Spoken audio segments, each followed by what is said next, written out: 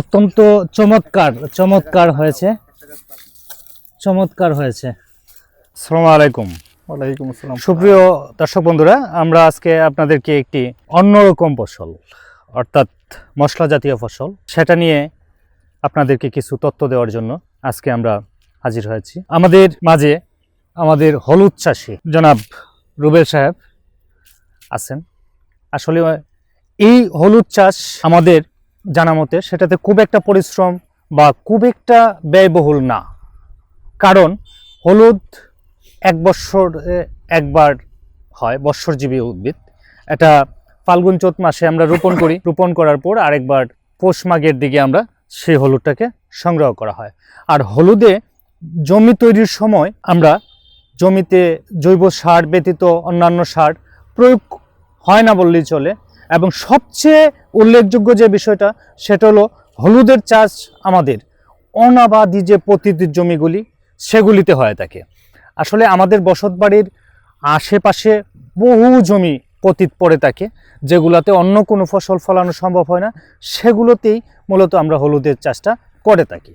কিন্তু আমাদের যদি পরিকল্পিতভাবে অনাবাদি পতিত জমিগুলিতে আমরা হলুদের চাষ ব্যাপকভাবে করতে পারি, তাহলে এই হলুদ আমাদের আমদানি নির্ভরতা কমে যাবে এবং আমাদের এই হলুদে আমাদের স্বয়ংসম্পূর্ণতা অর্জন করা সম্ভব। যাই হোক বন্ধুরা, আমরা আমাদের কৃষক ভাইয়ের সাথে এখন কথা বলবো যে এই হলুদ চাষ করতে উনি কি পরিশ্রম করেছেন এবং কি ব্যয় করেছেন, কত টাকা আয় হবে, সে বিষয়ে আমরা রুবেল ভাইয়ের কাছ থেকে জানবো। রুবেল ভাই, আপনি আপনার এইখানে কতটুকু জমিতে আপনি হলুদের চাষ করেছেন? এখানে আমার 35 শতক জমিতে হলুদ চাষ। 35 শতক জমিতে হলুদের চাষ করছেন। এই জমিটা কি অন্য কোনো কাজে, অন্য কোনো ফসলে এর আগে ব্যবহার করতেন? না, ওটা অনাবাদি ছিল, পরে চিন্তা করলাম অনাবাদি রেখে লাভ কি, ওটা কাজে লাগাই। ধন্যবাদ। আপনি এখানে কত টাকা 35 শতক জমিতে এই হলুদের চাষ করতে, জমি চাষ, সার কি প্রয়োগ করছেন? সার, রাসায়নিক সার প্রায় দেই নাই বললেই চলে। এছাড়া ছাই গোবর ওটা দেওয়া হয়। ছাই গোবর অর্থাৎ আমাদের লোকাল ফার্মেট মেনু যেটা, সেই সার ব্যবহার করে মূলত আমাদের এই হলুদের চাষ হয়েছে। আর সবচেয়ে উল্লেখযোগ্য যে হলুদ চাষে কোনো ধরনের কীটনাশক প্রয়োগের দরকার হয় না। কখনো যদি হয়, এটা একবারে খুবই কম কীটনাশক প্রয়োগ বা ঔষধের প্রয়োগ, কারণ হলুদে খুব একটা পোকা বা রোগের আক্রমণ হয় না। যাই হোক, আপনি 35 শতক জমিতে কত টাকা ব্যয় করতে হয়েছে, আপনার খরচ হয়েছে এই বীজ সংগ্রহ থেকে শুরু করে চাষ পর্যন্ত? 25 থেকে 30 হাজারের মতো। 25 থেকে 30 হাজার টাকা আপনার সার, বীজ, জমি চাষ এবং লেবার খরচ সহ আপনার সব মিলে খরচ হয়েছে। আচ্ছা, এখানে আপনার কত মন হলুদ হবে এই 35 শতক জায়গাতে কাঁচা হলুদ? 65 থেকে 70 মন আশাবাদী। 65 থেকে 70 মন হলুদ আমরা এই জমি থেকে, 35 শতক জমি থেকে আশা করি। আচ্ছা, হলুদ কাঁচা কত টাকা মন বাজারে এখন? 1200 টাকা। 1200 টাকা। আচ্ছা, এখানে ওই যে আমরা 70 মন হলুদ যদি হয়, তাহলে শুকাইলে এখানে প্রায় 20 মন হলুদ হবে না? জি। শুকনা হলুদের বাজার মূল্য কত? 200 টাকা কেজি। 200 টাকা কেজি, তার মানে 8000 টাকা মন। জি জি। তার মানে আর দোকানে 1,60,000 টাকার হলুদ হবে এখানে, জি, আমরা ধরে নিতে পারি। যাই হোক বন্ধুরা, আসলে চমৎকার একটা অভিজ্ঞতা। আমাদের দেশের বহু জমি অনাবাদি পতিত থাকে, যেখানে আমরা এই হলুদ এবং আদার আবাদ বৃদ্ধি করে আমাদের এই দেশের মশলা জাতীয় ফসল, আপনারা দেখতে পাচ্ছেন অত্যন্ত চমৎকারভাবে হলুদ হয়েছে ওনার আমাদের সামনে। উনি হলুদ আজকে উত্তোলন করা অর্থাৎ হারভেস্ট করা শুরু করেছেন।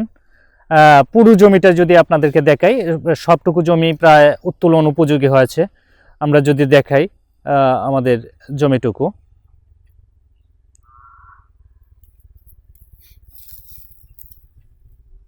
দেখতে পাচ্ছেন আসলে এই সবটুকু 35 শতক জমিতে আমাদের চাষি ভাই। এই এলাকায় আমি ঘুরে দেখেছি যে অনেক চাষি আছে যারা বাড়ির আনাচে কানাচে অনেক পতিত জমিতে এই হলুদের আবাদটা করে থাকে।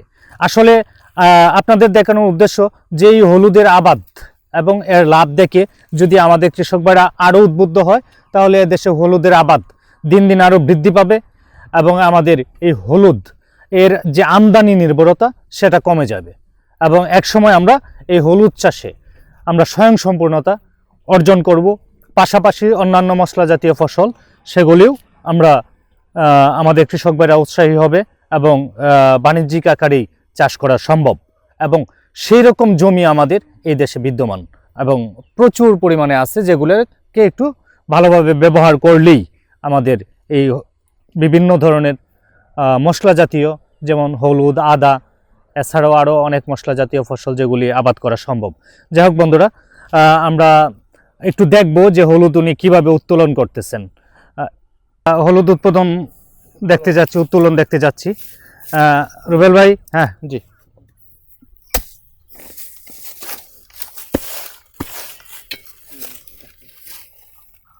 অত্যন্ত চমৎকার হয়েছে, চমৎকার হয়েছে আসলে হলুদের রং, হ্যাঁ অত্যন্ত চমৎকার।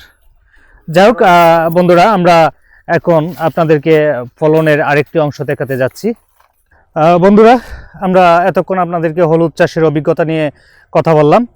আমরা আমাদের কৃষক ভাই, যিনি, আমি আশা করব যে আপনার এই সফলতা দেখে আরও অন্যান্য কৃষক ভাইরা উদ্বুদ্ধ হবে। যাই হোক বন্ধুরা, পরবর্তীতে আপনাদের সাথে আবারও দেখা হবে, আরও নতুন কোনো অভিজ্ঞতা, নতুন কোনো উৎপাদন, নতুন কোনো রোগ, নতুন কোনো পোকা বা নতুন কোনো সমস্যা বা নতুন কোনো প্রযুক্তি নিয়ে। সে পর্যন্ত সবাই ভালো থাকবেন। আসসালামু আলাইকুম।